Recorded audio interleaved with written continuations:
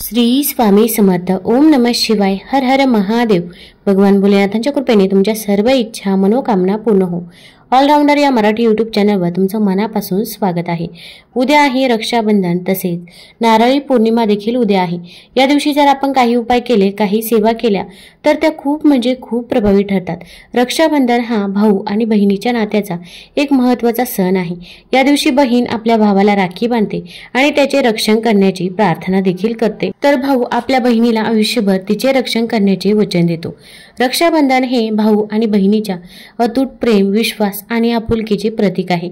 या दिवशी बहीण भावाला राखी बांधून त्याच्या दीर्घायुष्याची आणि सुखाची कामना करते. यंदा श्रावण पौर्णिमा ही 8 ऑगस्टला दुपारी 2:12 सुरू होत असून शनिवारी 9 ऑगस्टला दुपारी 1:24 ही पौर्णिमा तिथी समाप्त होणार आहे. तर आपल्याला नारळी पौर्णिमा, रक्षाबंधन हे 9 ऑगस्टला म्हणजे शनिवारी साजरे करायचे आहे. या दिवशी जर आपण काही उपाय केले, काही सेवा केल्या तर त्या खूप प्रभावी ठरत असतात. भरपूर वेळा आपल्या आयुष्यामध्ये अनेक अडचणी, अडथळे, संकटे असतात आणि ते काही संपायचं नाव घेत नाही. तसेच आपण मेहनत तर करत असतो, पण मेहनतीचे देखील आपल्याला पाहिजे तसे फळ मिळत नाही, मुलांची प्रगती होत नाही. मग आपल्या कष्टाला नशिबाची साथ मिळण्यासाठी, आपल्या आयुष्यातील दुःख, दारिद्र्य, गरिबी दूर होण्यासाठी व सर्वात महत्त्वाचं म्हणजे आपल्याला जो काही शत्रू त्रास होत आहे किंवा जी काही नजरबाधा घराला झालेली आहे, मुलांना झालेली आहे, तर ती दूर होण्यासाठी या दिवशी कोणते उपाय करावे, कोणत्या सेवा कराव्या याबद्दलची माहिती मी आज तुम्हाला या व्हिडिओमधून देणार आहे. तत्पूर्वी तुम्ही ऑलराऊंडर या मराठी यूट्यूब चॅनलवरती नवीन असाल तर चॅनल लाईक करा व सबस्क्राईब देखील करा. तसेच कमेंटमध्ये श्री स्वामी समर्थ किंवा हर हर महादेव लिहायला विसरू नका, जेणेकरून आपल्याला देखील भगवान भोलेनाथांचा आशीर्वाद हा प्राप्त होईल. आता या पौर्णिमेच्या दिवशी आपण सकाळी लवकर उठायचं आहे. अगदी तुम्ही ब्रह्ममुहूर्तावरती उठलं तरी पण चालेल. घराची शुद्धी आपण प्रथम करायची आहे. घरामध्ये गोमूत्र शिंपडायचं आहे किंवा पाणी घ्यायचं आहे. पाण्यामध्ये हळद टाकायची आहे आणि हे पाणी घरामध्ये शिंपडायचं आहे.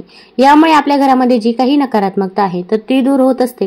तसेच यानंतर आपण जो काही उपाय करतो तर तो देखील सफल ठरत असतो.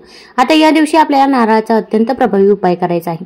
आता हा उपाय अगदी तुम्ही शुक्रवारी करू शकता किंवा शनिवारी केला तरी पण चालेल, कारण की पौर्णिमा तिथी ही शुक्रवारी सुरू होत आहे.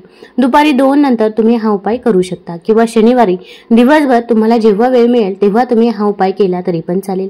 यासाठी आपल्याला एक नारळ घ्यायचा आहे. आता नारळ हा पाण्याने संपूर्ण भरलेला असावा, असाच नारळ आपल्याला घ्यायचा आहे. अगदी तुम्हाला ओटीमध्ये नारळ मिळालेला असेल किंवा इतर कोणत्याही पूजेचा नारळ असेल तर तो नारळ चुकूनही आपण घ्यायचा नाही.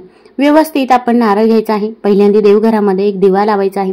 एक प्लेट घ्यायची आहे. प्लेटमध्ये आपण कुंकवाने स्वस्तिक काढायचं आहे. कुंकवामध्ये गुलाबजल किंवा गंगाजल टाकावं. ओल्या कुंकवाने प्लेटमध्ये स्वस्तिक काढायचं आहे. स्वस्तिक हे शुभतेचं आणि मांगल्याचं प्रतीक समजलं जातं. जिथे स्वस्तिक काढलं जातं तिथे नेहमी शुभ कामेही होत असतात. त्या स्वस्तिकवरती थोड्याशा अखंड अक्षता अर्पण करायचे आहे आणि त्यावरती आपल्याला मातीची पंती किंवा कणकेचा दिवा ठेवायचा आहे. यामध्ये शुद्ध तूप टाकायचं आहे. दुहेरी वातीची एक वात करायची आहे. तसेच यामध्ये आपल्याला शुद्ध तूप नसेल तर मोहरीचं तेल किंवा तिळाचं तेल टाकू शकता. एक लवंग घ्यायचं आहे. लवंग हे साबूत असावं, कुठेही तुटलेलं फुटलेलं नसावं. त्याला पुढे फूल देखील पाहिजे असं लवंग त्या दिव्यामध्ये टाकायचं आहे. त्याचसोबत एक हिरवी वेलची देखील दिव्यामध्ये टाकावी. चिमूटभर हळद देखील दिव्यामध्ये टाकायची आहे. हळद ही भगवान विष्णू, माता लक्ष्मीला अत्यंत प्रिय आहे. असा दिवा लक्ष्मी प्राप्तीसाठी लावला जातो. यामुळे माता लक्ष्मी ही आपल्या घराकडे आकर्षित होत असते. दिव्याला हळदी कुंकू लावायचं आहे, फूल वाहायचं आहे. यानंतर आपण नारळ घ्यायचा आहे. आता नारळाचे मी तुम्हाला 2 उपाय सांगणार आहे. त्यापैकी दोन्ही उपाय तुम्हाला शक्य असेल तर हे दोन्ही उपाय तुम्ही करू शकता. आता हा नारळ घेतल्यानंतर आपल्याला थोडंसं कुंकू घ्यायचं आहे आणि ते कुंकू थोडंसं ओलं करून घ्यायचं आहे आणि त्या कुंकवाने आपण त्या नारळावरती श्रीम हा मंत्र लिहायचा आहे. आता श्रीम हा माता लक्ष्मीचा मंत्र आहे. तसेच या नारळाचे देखील विशेष महत्त्व आहे.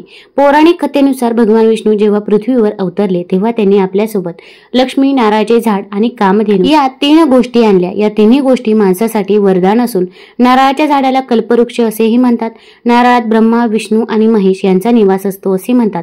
नारळावर दिसणारे 3 डोळे म्हणजे शंभू शंकरांचे त्रिनेत्र आहेत असेही म्हणतात.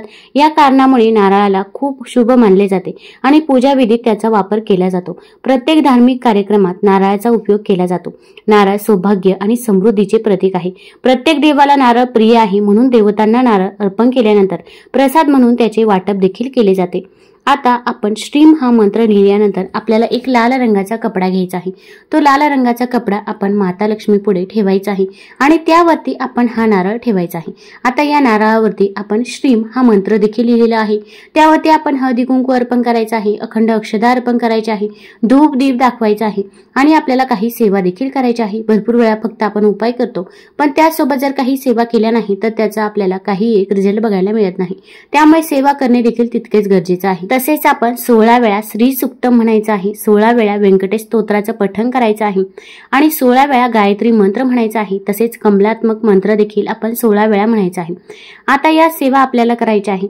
आता तुम्हाला या सेवा करणे खूप अवघड वाटत असेल, म्हणणे खूप अवघड वाटत असेल तर अशा वेळेस मोबाईलवरती लावून द्या, श्रवण केलं तरी पण चालेल, पण या सेवा आपल्याला करायच्याच आहे।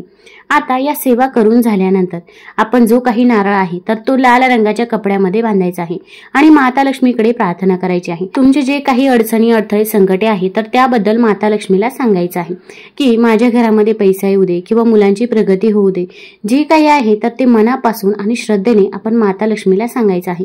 आता भरपूर घरामध्ये आपण बघतो की दरवाजावरती नारळ टांगलेला असतो, तर असाच नारळ आपल्याला आपल्या मुख्य दरवाजावरती बांधायचा आहे। आतमधल्या साईडनं तुम्ही बांधू शकता किंवा बाहेरच्या साईडने जरी दरवाजावरती बांधला तरी पण चालेल। आपल्या सेवा करून झाल्यानंतर, इच्छा सांगून झाल्यानंतर आपण त्या लाल रंगाच्या कपड्यामध्ये आपण हा नारळ बांधायचा आहे। लाल रंगाचा कपडा नसेल तर अशा वेळेस पिवळ्या रंगाचा कपडा घेतला तरी पण चालेल। आता हा जो काही नारळ आहे तो थोड्या वेळ माता लक्ष्मी समोर ठेवायचा आहे आणि त्यानंतर आपण हा नारळ आपल्या मुख्य दरवाजावरती लावायचा आहे। यामुळे माता लक्ष्मीचा आपल्याला आशीर्वाद हा मिळत असतो। तसेच आपल्या घराला जी काही नजरबाधा झालेली असते ती दूर होते व आपल्या कुटुंबाची देखील भरभरून प्रगती होत असते। त्यामुळे तुम्ही हा उपाय पौर्णिमेच्या दिवशी आवर्जून करायचाच आहे। अगदी शुक्रवारी करा किंवा शनिवारी करा, पण पौर्णिमेला तुम्ही हा उपाय जरूर करा। आता त्यानंतर आपल्याला आणखीन एक उपाय करायचा आहे। आता एक नारळ आपण भगवान भोलेनाथांना देखील अर्पण करायचा आहे। नारळाचे 3 डोळे म्हणजे साक्षात भगवान भोलेनाथांच्या त्रिनेत्राशी त्याची तुलना केली जाते। तर आपण चंदन घ्यायचं आहे आणि जे काही 3 डोळे आहे तर त्याला आपण चंदन लावायचं आहे। तसेच त्याच चंदनाने आपण त्या नारळावरती ओम हे चिन्ह लिहायचं आहे। ओम हा भगवान भोलेनाथांचा मंत्र आहे आणि हा नारळ घेऊन जवळपास असणाऱ्या भगवान भोलेनाथांच्या मंदिरामध्ये जायचं आहे। तिथे गेल्यानंतर नंदीच्या पायावरती आपण पाणी टाकायचं आहे। जो उठलेला पाय आहे त्यावरती पाणी टाकावं। आतमध्ये जायचं आहे, पाणी घ्यायचं आहे, पाण्यामध्ये थोडेसे काळे तीळ, कच्चं दूध टाकायचं आहे। गंगाजल असेल तर त्या पाण्यामध्ये 2 थेंब गंगाजल देखील टाकावं आणि हे पाणी आपण शिवलिंगावरती अर्पण करायचं आहे। अर्पण करत असताना ओम नमः शिवाय, ओम नमः शिवाय या मंत्राचा जप करत राहायचा आहे। अर्पण करून झाल्यानंतर भगवान भोलेनाथांना ज्या काही वस्तू प्रिय आहे तर त्या सर्व वस्तू तुम्ही त्यांना अर्पण करायच्या आहे। बेलपत्र असेल, बेलफळ असेल, धोत्र्याचं फूल असेल, धोत्र्याचं फळ असेल किंवा पांढऱ्या रंगाची फुले असतील, कारण की भगवान भोलेनाथांना पांढऱ्या रंगाची फुले देखील अत्यंत प्रिय आहे। त्यामुळे तुम्ही ती त्यांना आवर्जून अर्पण करायची आहे। अगदी बेलपत्र तिथे नसेल तर अगदी तिथे वाहिलेलं बेलपत्र देखील तुम्ही परत धुवून परत ते अर्पण करू शकता, कारण की बेलपत्र कधीही शिळे होत नाही। फक्त अगदी खराब झालेलं तुटलेलं बेलपत्र असेल तर असं बेलपत्र आपण चुकूनही तिथे अर्पण करायचं नाही।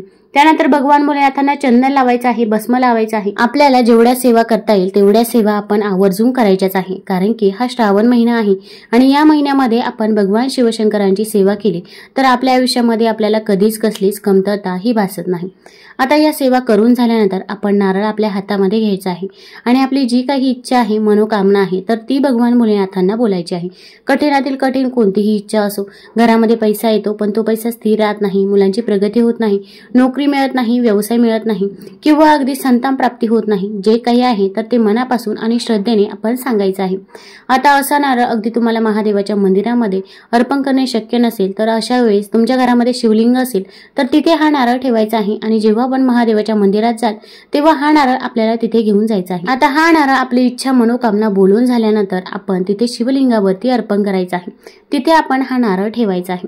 आता नारळ ठेवल्यानंतर आपल्याला काही सेवा करायची आहे तर आपण ओम नमः शिवाय, ओम नमः शिवाय या मंत्राचा जेवढ्या वेळा शक्य होईल तेवढ्या वेळा जप करायचा आहे। तसेच शिवलिंगावरून जे काही पाणी खाली जात असतं तर त्यातील थोडंसं पाणी आपण घ्यायचं आहे आणि आपण ग्रहण करायचं आहे। आपल्या घरामध्ये सर्व व्यक्तींना देखील हे पाणी द्यावं। यामुळे एखाद्या व्यक्तीला आजारपण असेल तर ते आजारपण देखील दूर होण्यास मदत होत असते। तसेच भगवान भोलेनाथांचा आशीर्वाद देखील आपल्याला प्राप्त होत असतो।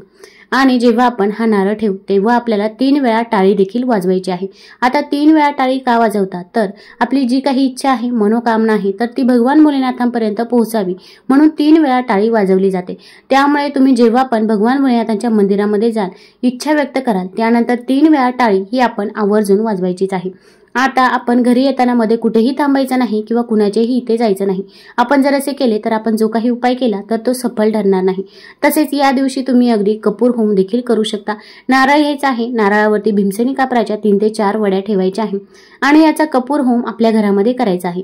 यामुळे जी काही नकारात्मकता आहे, जी काही नजरबाधा आपल्या घराला झालेली आहे तर ती देखील दूर होण्यास मदत होत असते। हा उपाय देखील अत्यंत प्रभावी आहे। तुम्हाला जर हा व्हिडिओ आवडला असेल तर आपल्या ऑलराऊंडर या चॅनलला लाईक करा, सबस्क्राईब करा। धन्यवाद।